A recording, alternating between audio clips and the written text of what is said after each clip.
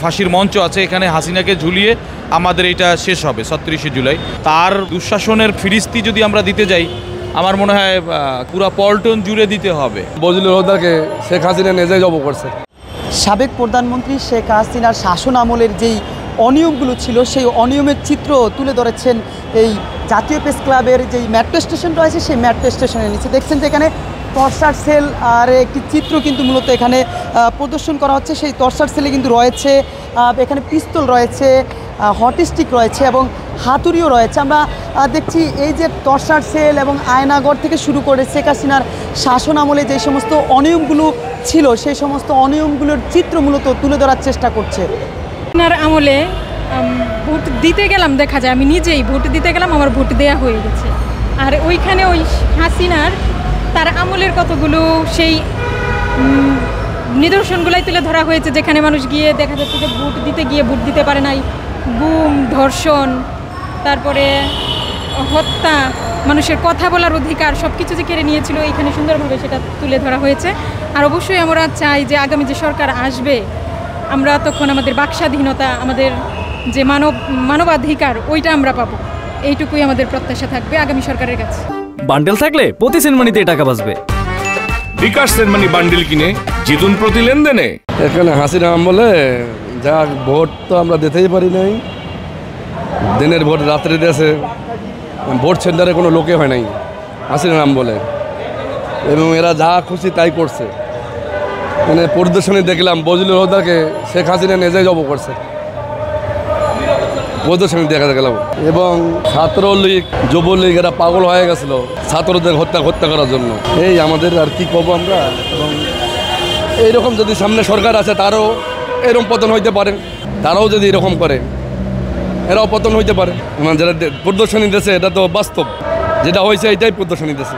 এরকম মুহূর্তটা বারবার আসে না। আমরা জুলাইয়ের মাধ্যমে এরকম একটা স্মৃতিচারণ করতে পারতেছি, এটা আমাদের জন্য সৌভাগ্য এবং আমাদের জন্য একটা ইতিহাস।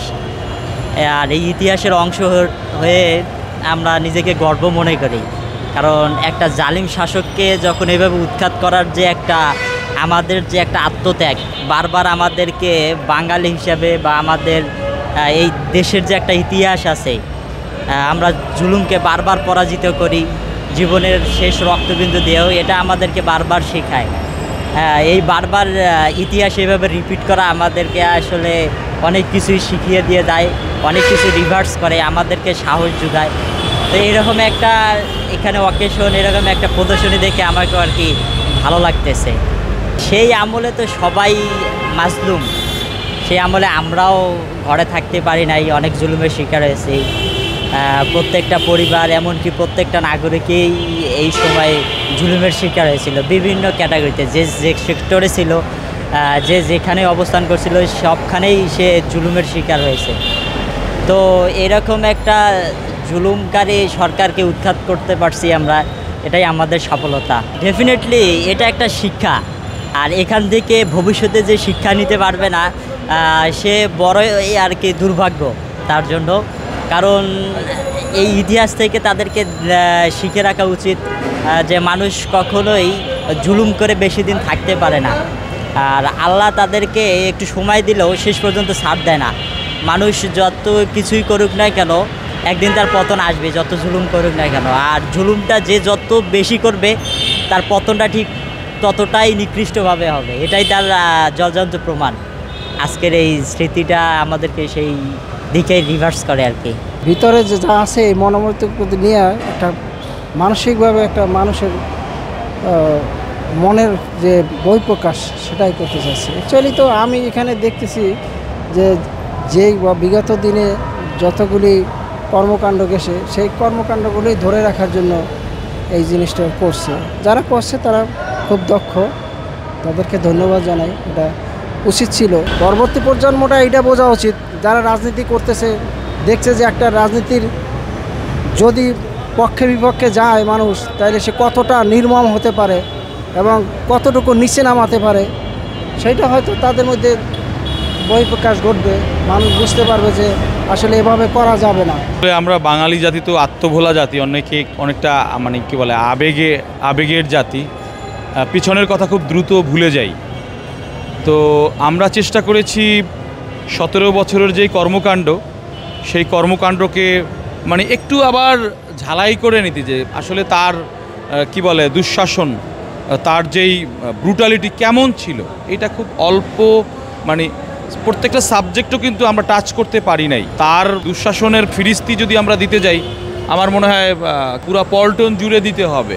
খুব এই অল্প সময়ের মধ্যে বা অল্প জায়গার মধ্যে দেওয়া সম্ভব না। তারপরে উল্লেখযোগ্য কিছু বিষয় আমরা তুলে ধরছি। এরপরে বেসিক কিছু বাদ পড়ে গেছে, যেমন সংবাদপত্র বা মিডিয়াকে সে যে কুক্ষিগত করেছে, এই বিষয়টা মাহমুদুর রহমানের সেই রক্তাক্ত ছবিটা সবারই চোখে ভাসে, ওটা আমরা তুলে ধরতে পারি না। এরকম বেসিক কিছু কিছু জিনিস আমাদের বাদ পড়েছে জায়গার জন্য বা সময় স্বল্পতার জন্য। আমরা 36শে জুলাই আমরা এখানে ফাঁসির রায় কার্যকর এবং ফাঁসি কার্যকর করে হাসিনাকে ঝুলিয়ে, আপনি দেখতে পাচ্ছেন যে ওপেন ফাঁসির মঞ্চ আছে, এখানে হাসিনাকে ঝুলিয়ে আমাদের এটা শেষ হবে 36শে জুলাই। এবং আমরা চেষ্টা করতেছি যে বাংলাদেশের প্রত্যেকটা মিনিমাম বিভাগীয় শহরগুলোতে এই প্রদর্শনীটা করা, সেটা যদি সাধ্যে কুলায় আমাদের এই চেষ্টাটা আছে এবং পরিকল্পনা আছে। এখান থেকে যদি কোনো রাজনৈতিক দল যদি মেসেজ নিতে চায় যে আসলে 17 বছরে মানুষকে কিন্তু অনেক কিছু শিখিয়েছে, এখন নাটক করার 1 ইঞ্চি মানে একটা সেকেন্ড নাটক করার মতো কোনো সুযোগ এখন কিন্তু নাই। আমাদের বাংলাদেশের কি বলে যে টিনেজাররা থেকে শুরু করে ছোট ছোট বাচ্চা থেকে শুরু করে প্রত্যেকেই আসলে নাটকের ব্যাপারে 17 বছরে নাটক দেখতে দেখতে তারা প্রত্যেকে এখন নাটকের এখন দর্শক না, প্রত্যেক এখন পরিচালক হয়ে গেছে। কেউ যেন নাটক করতে না আসে, যে যারা পলিটিক্যাল যেই পার্টিগুলি আছে এবং যারা ক্ষমতায় আসবে বিগত দিনে, তারা উচিত হচ্ছে খুব সুন্দরভাবে আমাদের কনস্টিটিউশন ফলো করা, মানুষের সাথে সেরকমের জনগণের সাথে ওই রকম বিহেভ করা। আর না হয় গেল 17 বছর তো মানুষ আসলে অনেকটা দেখতেছি এরকম করতে করতে 17 বছর তো আওয়ামী লীগ সময় পেয়েছে। নেক্সট যদি কেউ স্বৈরাচার হয়ে ওঠে, আমার মনে হয় 2 বছরও সময় পাবে না।